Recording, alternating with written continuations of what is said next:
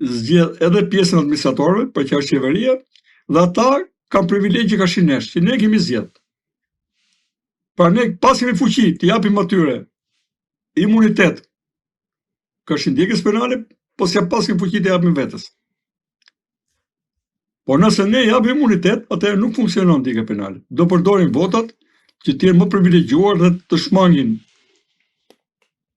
Dhe tani ka pas një etik, që ka dhënë dorëheqjen. Tani do përdorin votat. Pra, fushata tjetër e ardhshme, një nga kartat politike do të jetë kjo. Pra ata që duan realisht ta bëjnë Shqipërinë dhe ta luftojnë korrupsionin. Ka vetëm një kush që të bëhet Shqipëria, të luftohet korrupsioni dhe vendoset drejtësia. Në preambullën e Bankës Botërore thuhet që varfëria në vendet e pazhvilluara të tjerë shoqërohet gjithmonë me një nivel të lartë korrupsioni. Pra do ta bësh një vend në të gjitha parametrat, në mirëqenien, në shëndetësi, në ushtri, që është shumë e rëndësishme, sot po e shohim sa e rëndësishme është, në arsime të tjerë, duhet e patjetër të luftoj korrupsionin. Nuk ka kusht tjetër.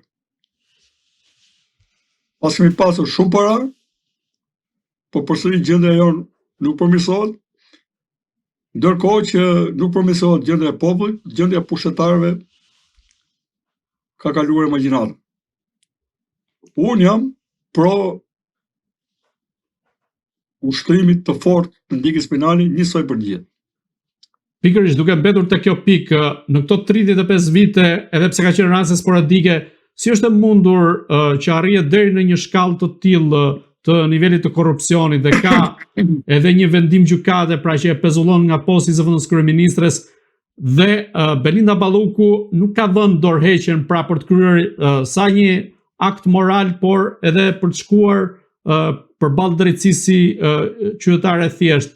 Dhe nga ana tjetër, pse Edi Rama nuk ka ndërmarr aktin e shkarkimit të saj?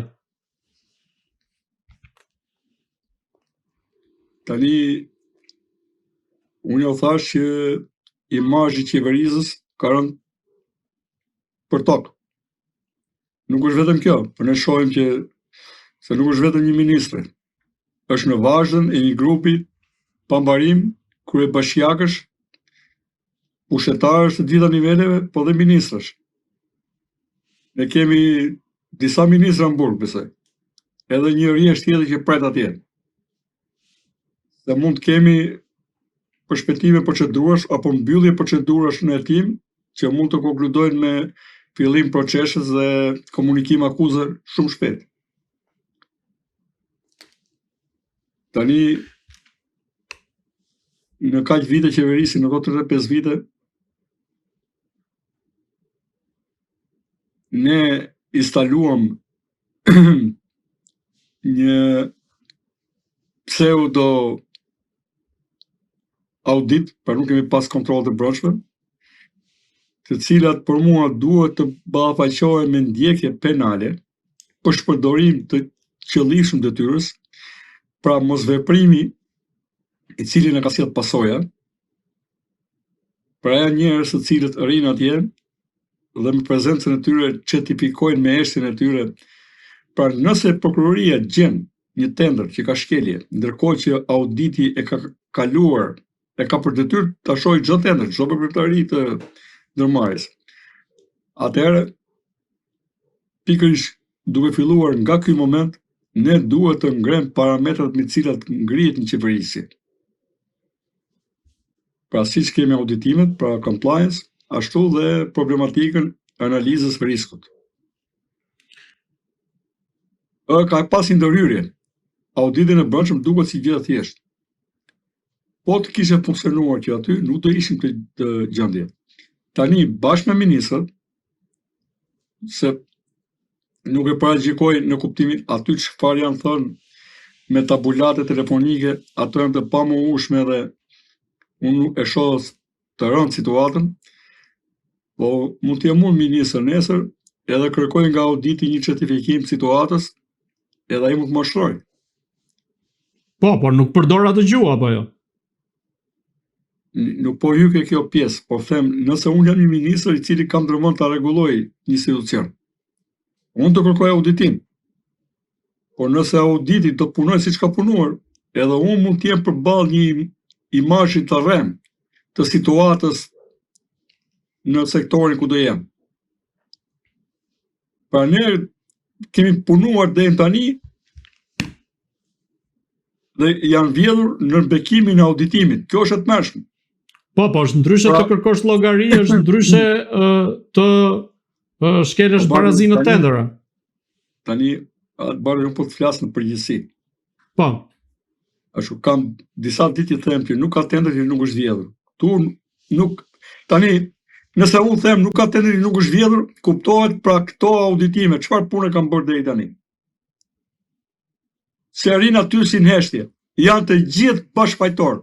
A kanë marrë para për vete, a kanë bërë për siguruar vendin e punës apo jo? Janë të gjithë bashkëfajtor, të gjithë duhen çuar para ligjit. A kupton çfarë po them apo jo? Se duhet ti dërgoj një mesazh të qartë edhe organit akuzës po dhe këtyre. Ne kemi vetëm një auditim, auditimi i lartë që funksionon, kontrolli i lartë i shtetit.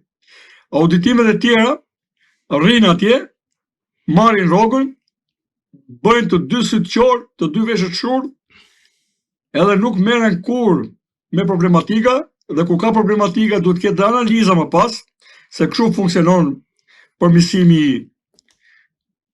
i çdo punën në çdo sektor. Pra ka një problem. Nuk i kanë mësuar këta këtu, agallar këtu të mblidhen, e thonë kush është përgjegjës për këtë problem, çfarë masë do marrin. Vazhdojnë probleme në mënyrë ciklike, e thonë kështu ka qenë, kështu do jetë. Dhe në fakt në këto probleme, punët e shqiptarëve bëhen më çarap, por xhepët e këtyre që merren atje, që kanë për detyrë të merren aty, rregullohen. Në nga momenti që zyrtarët e lartë majmen, ndërkohë që Shqipëria capërlohet, aty kemi të bëjmë me një keqëqeverisje me qëllim. Se pikërisht, ky është shkatërrim ekonomisë. Dhe i Shqipërisë të ka leverdisur ty. Dhe ne s'mund ta pranojmë. Na trashën deputet dhe ministra, ndërkohë që ne jemi probleme, kemi kaluar si popull probleme psiqike. Të japim një mesazh, nuk ka qeverisje, pa menaxhim, pa analizë risku, pa auditim. Deri tani kemi vetëm menaxhim. Shqiptar, ti thuash prap botonin Ramën, prap botojnë. Tani, o janë smur kronik, e din që ky do qeverisi prap kështu, me ajdut që i han kumët e dardhën, ose s'do të mësojnë. E çfarë ti bëjnë që vota ime është barabartë me votën tënde. Barabartë me votën atij ajdutit, që është atje. Ose të atij budallaj që s'do ta kuptoj. Ti toleranca ti, domethënë, ka shi fjalëve tona, që i themi, e toleranca ti për të mos respektuar të vërtetën, edhe vlerat, i kushton dhe atij, po më kushton dhe mua. Kështu që këtu jemi në sfidën e votës.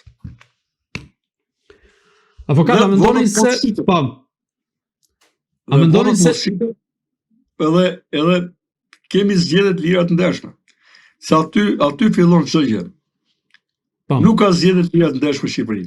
Zgjedhjet i vjedhin kush ka para. I marrin, i blejnë. Ta blesh votën është korrupsion, shumë i rënd, korrupsion i cili garanton të gjitha korrupsionet e tjera. Po bardhë. A mendoni se gjykata e posaçme mori këtë vendim për pezullimin nga detyra të Belinda Ballukut në mënyrë që kjo e fundit të mos prishte provat sa i përket dosjes për cilën është marrë pa ndehur? Jo, nuk e mendoj, kjo është dhënë atje. Është dhënë arsyetim, sot ka dalë. Dhe nuk ka mundësi të jepen masa të tilla pa shoqëruar me këtë kërkesë ligjore. Nga neni 227 e më poshtë jepen është dhënë ky arsyetim. Ku fillojnë masat shtrënguese dhe masat e arrestit. Edhe masat ndaluese. Aty është dhënë një nga pikat pse është kërkuar, arsyet është kjo.